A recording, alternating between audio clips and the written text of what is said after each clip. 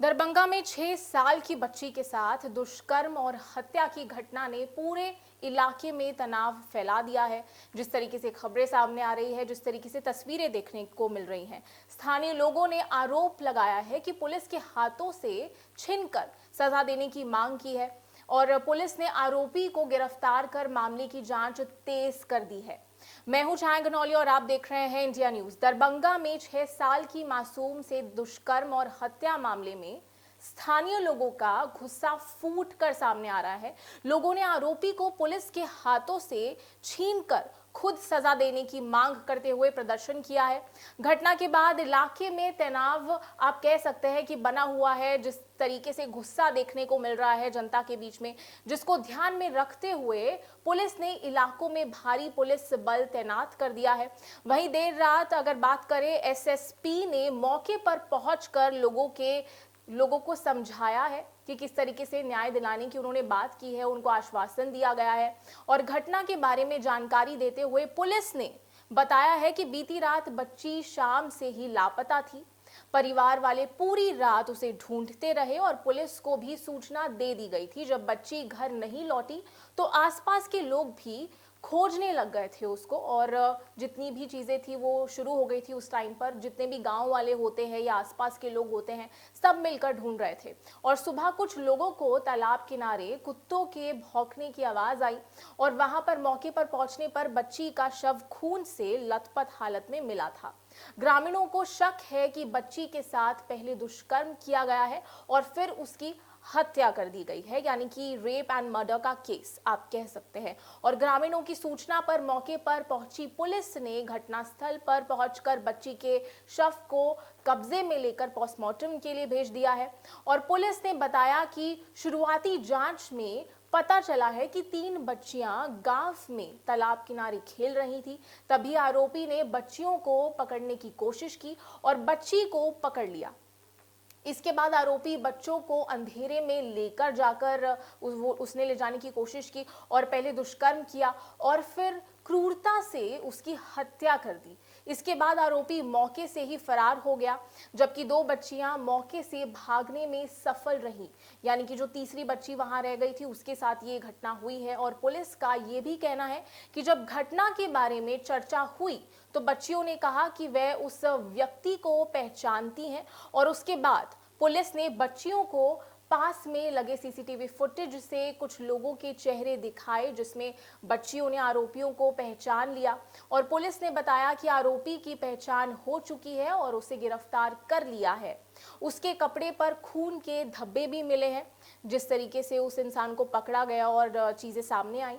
और इसके बाद गुस्से में स्थानीय लोगों ने आरोपी को पुलिस से भिड़कर ये कह सकते हैं कि मांग उठाई है कि जो आरोपी है उसको आप जो पूरी जनता है उसके बीच में छोड़ दें, क्योंकि हम लोग फैसला करेंगे। और इस चीज़ के लिए प्रदर्शन किया गया है। हालांकि पुलिस ने लोगों को समझा बुझाकर शांत किया है और न्याय दिलाने का आश्वासन दिया है, जैसे कि हमेशा पुलिस देती है। और दरभंगा में 6 साल की मासूम बच्ची के साथ रेप और हत्या के मामले ने पूरे जिले को झकझोर कर रख दिया है। और एक और इसके अंदर खबर ये भी है कि जो निर्भया की मां है वो भी उन पीड़ित परिवार से मिली है, उन्होंने बातचीत की है। और रविवार को पोस्टमार्टम के बाद बच्ची का अंतिम संस्कार भी कर दिया गया है, क्योंकि वो लोग जब प्रदर्शन कर रहे थे तो उन लोगों की मांग थी कि अंतिम संस्कार नहीं होगा जब तक आप आरोपी को जनता के बीच में नहीं छोड़ देते हैं। और दिन भर चले हंगामे और आक्रोश को देखते हुए शव के साथ भारी संख्या में पुलिस बल तैनात रहा, ताकि जितनी भी घटना है वो और बड़ा स्वरूप ना ले ले। और उसके बाद अस्पताल से शव को सीधे शमशान घाट पुलिस के द्वारा पहुंचाया गया था, पुलिस की तैनाती के अंदर। और दरभंगा रेप केस और हत्या की घटना ने बिहार में आक्रोश बढ़ाया तो है, साथ ही साथ इसी चीज को लेकर तेजस्वी यादव ने राज्य सरकार पर आरोप लगाते हुए कहा है कि महिलाओं और बच्चों की सुरक्षा के लिए कोई ठोस कदम नहीं उठाया जा रहा है नीतीश कुमार की सरकार के द्वारा। और उन्होंने मुख्यमंत्री की चुप्पी को गंभीर बताया है। इस अपराध को लेकर बिहार में आक्रोश गहरा हो गया है और कई जगहों पर विरोध प्रदर्शन भी करा जा रहा है, यानी कि प्रोटेस्ट जारी है। ऐसे में विपक्ष लगातार सरकार पर तीखा हमला करते नजर आ रहा है, सवाल उठा रहा है है। और जब विपक्ष ऐसा सवाल उठाता है तो उस टाइम पर लगता है कि हाँ, विपक्ष अब थोड़ा काबिल दिख रहा है, क्योंकि जब भी राज्य सरकार होती है और वो किसी की भी सरकार हो, लेकिन जब विपक्ष ऐसा मिलता है कि जब वो उतना स्ट्रांग ना हो, बात ना उठाए, तो जनता का आप कह सकते हैं कि आक्रोश अपने आप में बढ़ जाता है। लेकिन जब विपक्ष एक्टिव हो जाता है तो वो चीज अलग ही देखने को मिलती है। और इसी के बीच तेजस्वी यादव ने कहा कि अगर सरकार जल्द कार्रवाई नहीं करती है तो आंदोलन और तेज होगा। यानी कि आप मान सकते हैं कि इस आने वाले प्रोटेस्ट के अंदर तेजस्वी यादव खुद दिखाई देंगे। तेजस्वी यादव ने दावा किया है कि बिहार में पीड़ितों, गरीबों और महिलाओं की सुनने वाला कोई भी नहीं है।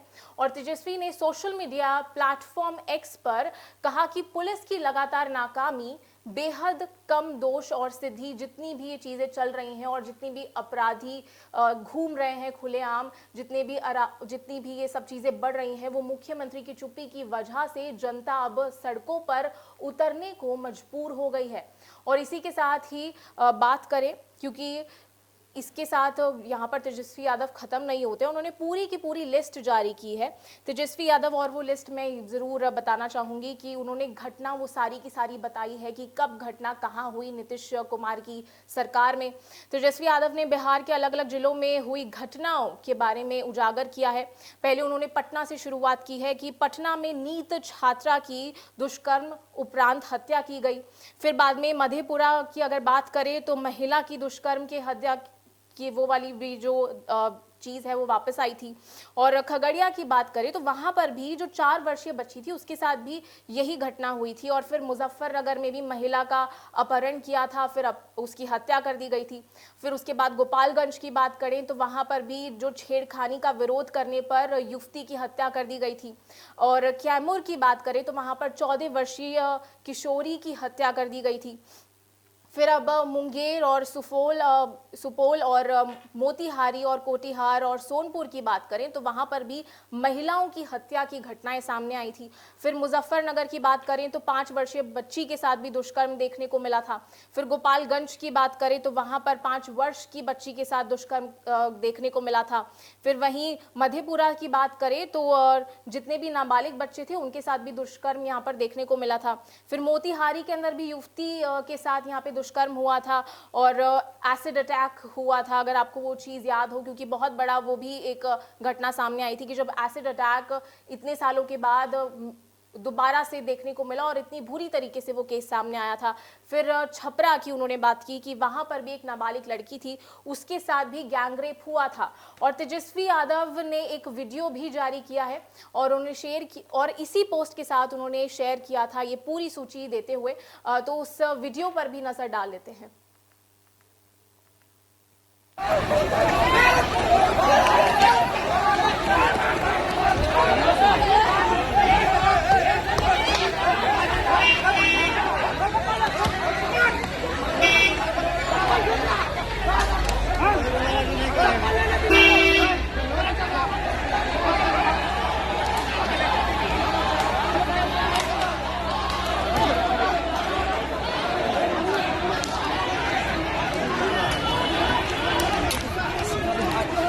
इधर आ इधर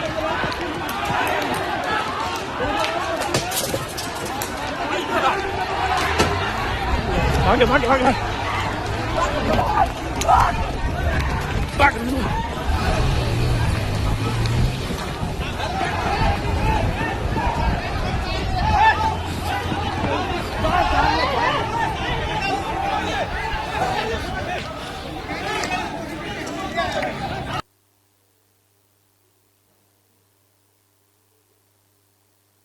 तेजस्वी यादव यहां ही बोलना खत्म नहीं हुए। ये बात बिल्कुल ठीक है कि जिस तरीके से उन्होंने एक सूची जारी की और फिर बाद में लोगों का ये वीडियो जारी किया कि किस तरीके से लोग प्रदर्शन कर रहे हैं और लोगों की क्या हालत है, और पूरा वो दृश्य दिखाया। और इसी के साथ तेजस्वी यादव ने एक और बात अपनी खत्म की है बोलते हुए कि हाल ही घटनाओं की छोटी सी सूची भी उन्होंने शेयर की, जो कि मैंने आपको बताया। और उसी के साथ सत्ता संरक्षण में बलात्कारियों, हत्यारों और अपराधियों के हौसले बुलंद हैं। खुद सरकार के मंत्री सत्ता की बात करते हैं और अपराध करते हैं और खुलेआम स्वीकार कर रहे हैं। उन्होंने ये भी लिखा और साथ में लिखा कि प्रदेश में अराजकता और अव्यवस्था की बात करें तो उसकी स्थिति काफी चिंताजनक हो रही है। और उसी के साथ मुख्यमंत्री की चुप्पी इन पूरी चीजों के अंदर खतरनाक और आपराधिक साबित होती है। यानी कि अपने आप में एक बड़ी बात है कि इतनी सारी घटनाएं हो जाती हैं, वो भी ऐसे प्रदेश के अंदर, ऐसे राज्य के अंदर जो कि अपने आप में कह सकते हैं कि इतिहास के अंदर सबसे बड़ा है, और वही राज्य सबसे पीछे रह गया है अब। और जब कहते हैं कि उस राज्य के जो मुख्यमंत्री हैं अगर वो इस तरीके से चुप रहेंगे तो कैसे काम चलेगा, तो यही सवाल तेजस्वी का भी है और शायद बिहार के हर एक इंसान का, हर एक जनता का यही सवाल होगा कि अब मुख्यमंत्री को कुछ चीजें बोल देनी चाहिए जो जनता के हक में हो, और कुछ चीजें अब कर देनी चाहिए, चाहे से वो योजना के तहत करे, चाहे से एक अच्छा वो पूरा सिस्टम क्रिएट करे। क्योंकि जिस तरीके से बैन्स भी हम लोगों को देखने के लिए मिलते हैं कि बिहार के अंदर अल्कोहल बंद है, लेकिन सबसे ज़्यादा कह सकते हैं कि अल्कोहल की तस्करी वहीं होती है और शराब वहाँ पर सबसे ज़्यादा देखने को मिलती है, और शराब से रिलेटेड काफ़ी सारे वीडियोस भी सामने बिहार से ही आते हैं। तो जब इतनी सारी चीज़ें ऑलरेडी उनके ऊपर रोक लगा दी जाती है और फिर इतनी सारी घटनाएं भी हो जाती हैं इतना सब कुछ करने के बाद, तो ये अपने आप में एक बड़ा सवाल मुख्यमंत्री पर खड़ा होता है कि मुख्यमंत्री आखिर चुप क्यों है इतना सब कुछ होने के बाद भी। तो आपकी इसके ऊपर क्या कुछ प्रतिक्रिया है? और जिस तरीके से तेजस्वी यादव ने पूरी सूचना ये दी है, पूरी सूची दी है, साथ ही साथ अपने पूरे प्लेटफॉर्म एक्स पर, और जिस तरीके से साझा किए है कि देखिए इस जिलों के अंदर ये सब चीज़ें हुई हैं, तो आपकी क्या कुछ इसके ऊपर प्रतिक्रिया है? आप लोग क्या सोचते हैं कि जिस तरीके से ये गैंग रेप्स बढ़ रहे हैं, चाहे से वो महिलाओं के लिए हो, चाहे से वो आदमियों के लिए हो, क्योंकि सुरक्षित तो कोई भी नहीं है,